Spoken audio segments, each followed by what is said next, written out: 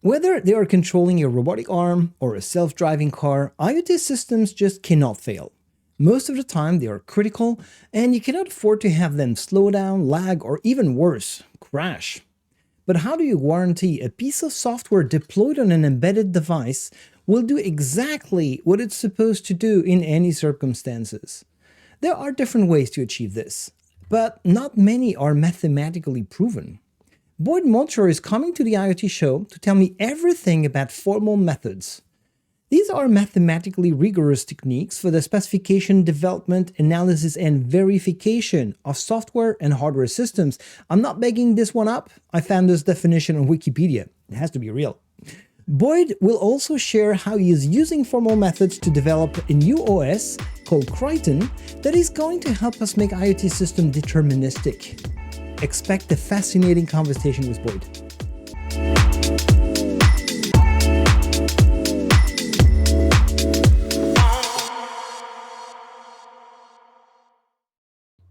Hi everyone, this is the IoT Show. I'm Olivier, your host. Thanks for watching and tuning in to discuss today IoT devices, and we'll dive into a very interesting topic around real-time security and all of these kind of goodness. And for that, we have Boyd. Boyd, how are you?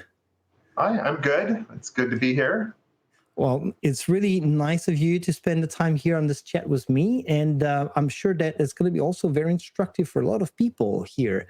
I usually have an audience that is interested about any IoT topic, but we all have that tendency to really love embedded discussions, and we have long debates about real time, what is real time, and what are the complexities of embedded and so on. So that's exactly why you're here. But before we jump into that, some people might not know you, so I'd like for you to introduce yourself. Okay. Well, let's see. I'm Boyd, and I'm here in New Zealand now working on an IoT startup and all the things you were just saying about security and reliability and all that. But before then, I was in Seattle, and I spent 15 years on the Xbox team and had a hand in building out things like Xbox Live and XNA and the Xbox One OS and that kind of stuff. Tiny things, small things. Yeah, those little things. And maybe they'll say the one lesson you learn in doing all of that is that game consoles are less like PCs and more like industrial devices than you think. And you'll learn a bunch of lessons going there, into which I'm trying to apply to a different space. That's interesting. Yeah, gaming consoles are a dedicated device, right? They are here for one function, and they need to be like locked down to a point where, and they also need to just work. They need to be working all the time, right? That's right. It's a device. It's in the field. It's locked down. The potential attacker might be the person who has physical control of the device. Okay. Right. Okay. So when you think about industrial scenarios, it's like, oh, there's more things that are common here than you think. Okay, so there's a logic, from where you were with XNA Xbox to where you are today. Yeah. We'll get to that. So tell me a bit more about your perspective. You already started on that, but your perspective on the landscape for IoT devices, right? How are things looking like from your perspective? Great. When we talk about IoT, you often hear about billions and billions of devices that are already out there. And I really think they fall into two big categories. The first category is maybe how IoT started. And they're little devices running on like an ARM M processor. They're power constrained. It's about battery life. It might be a thermometer that's up on the wall and it collects a piece of data and squirts it out once an hour. There's a lot of those devices. The growing category is kind of big, complicated devices. These are devices that have multiple applications that are running at the same time. They're doing mission critical things. They're making decisions. They're not just collecting data and sending it upstream.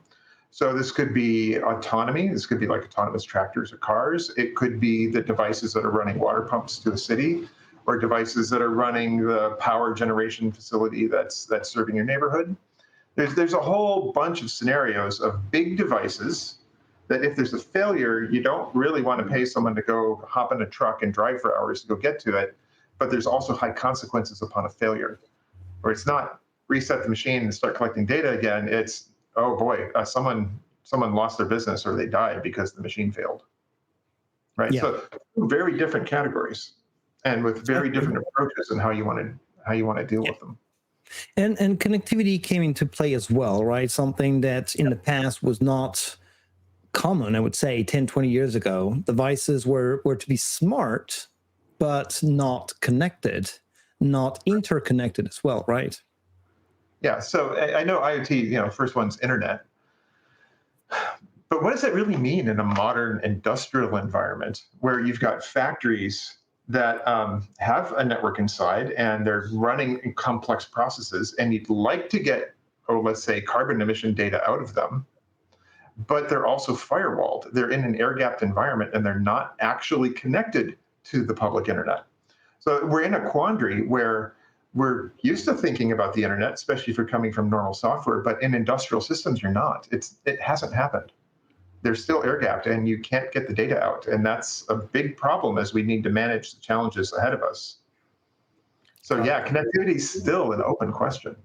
Yeah, it definitely is. There's one thing when we discussed when we're preparing this episode that you came up in terms of describing different types of systems. It's more on the functionality aspect of things, but you were talking about static versus dynamic versus semi-dynamic systems. Can you tell us a bit more about that? Yeah, it's a useful way to think about the difference. Another way to think of the difference between devices.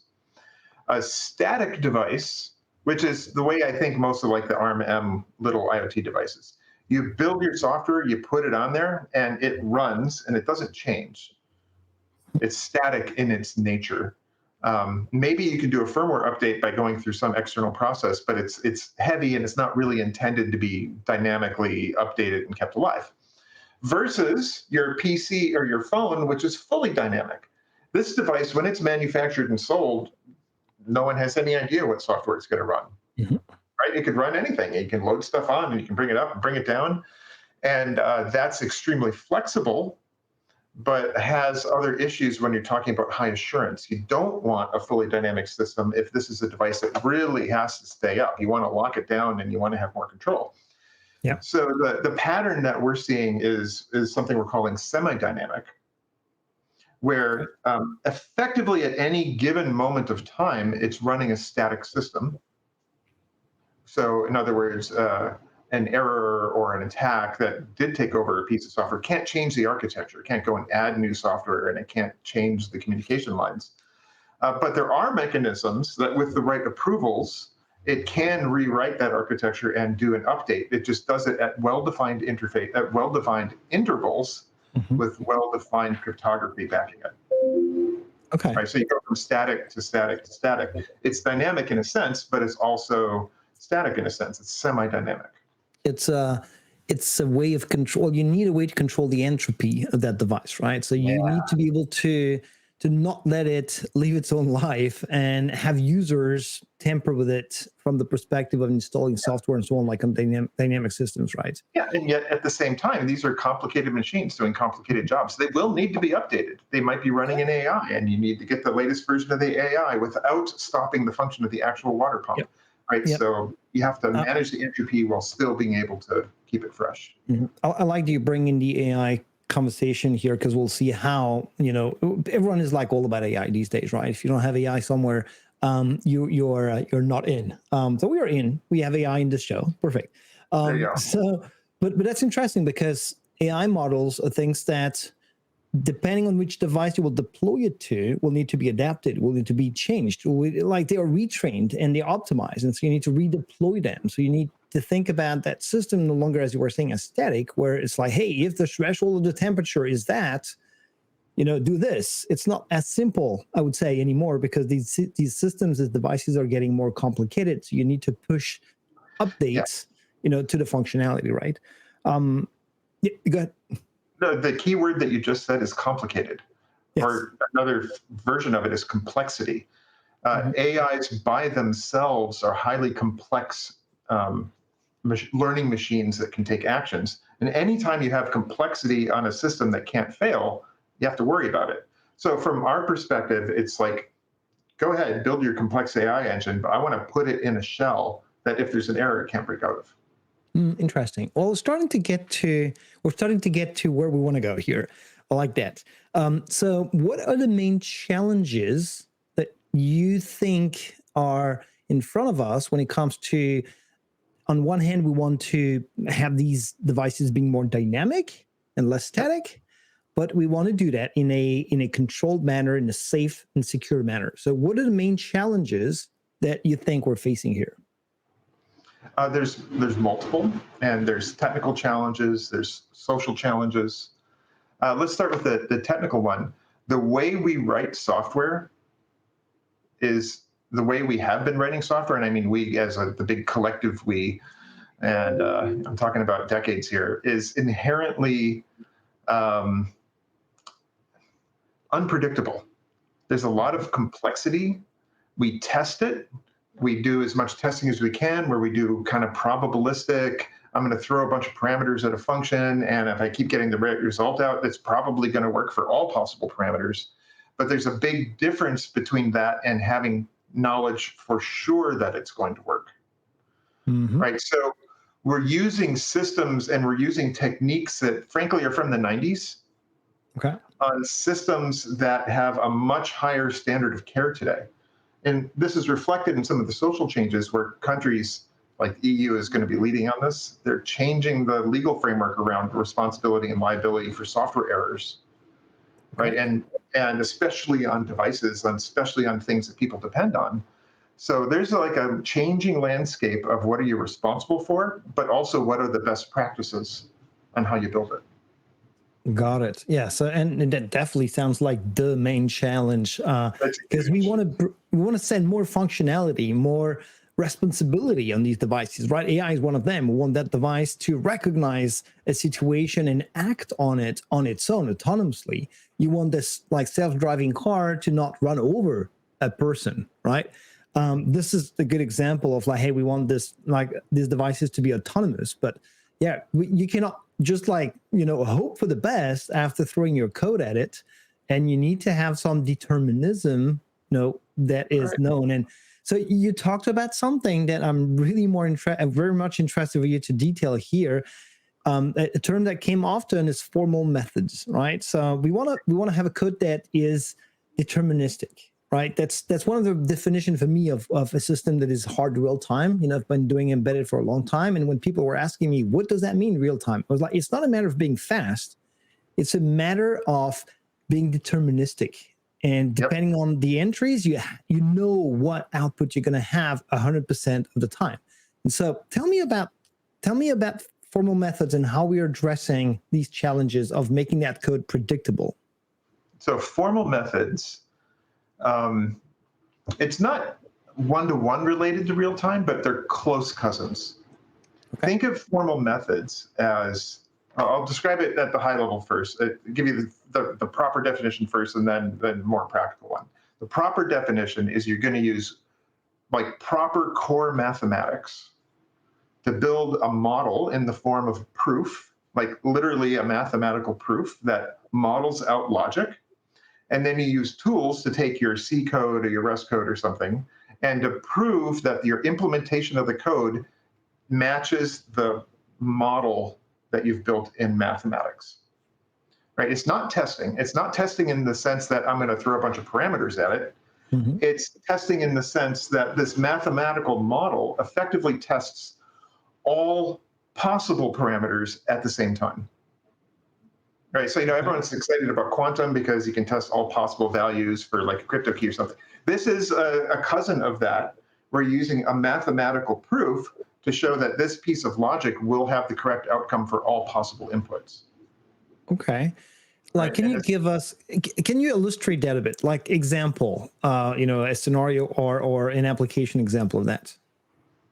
When you talk to proofing engineers, they start by talking about, can you prove that a sorting algorithm will always work correctly? But I worry more about systems. Can I prove that one application, if I have access to these pages of memory, can you prove there is no possible way for a different application to gain access to those same pages and map it into the MMU? Right? And can you show that it is actually not possible? And you can do that if you're careful in how you lay your code out and you're careful about policies. I can now like mathematically show this application cannot get secrets out of the next one. And likewise, you can show this application cannot send a message at all to the next application. So like in networking, in secure networking defensive sort of positions, they talk a lot about lateral migration, where an attacker comes into one computer and they're going to try to leverage that computer to get to the next one, and then the next one until they finally get to the target they're going after. Think of what formal methods has the hope of doing, and actually has done now on the SEL4 kernel, is you can use it to build up an application that you can show there's no lateral migration to the next application running on the same computer. In other words, I've got a drone flying through the sky. The mapping application, the navigation application is talking to the public internet and exchanging data. An attack or an error, let's just say a badly formed piece of metadata comes up accidentally. The mapping app crashes. Can you prove that that cannot cause the avionics package to fail? Okay, that makes sense. That's something that you want to prove that the application will react in a known manner. Is it something you do?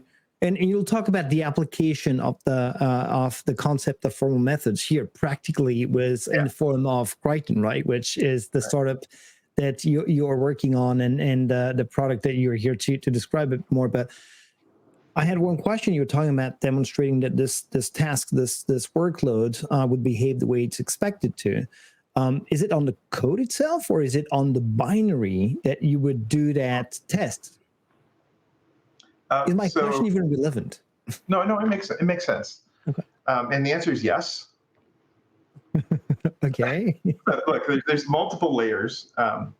Your formal mathematical model, the first thing you do is you build tools that take the raw C code, and you prove that it maps to the model.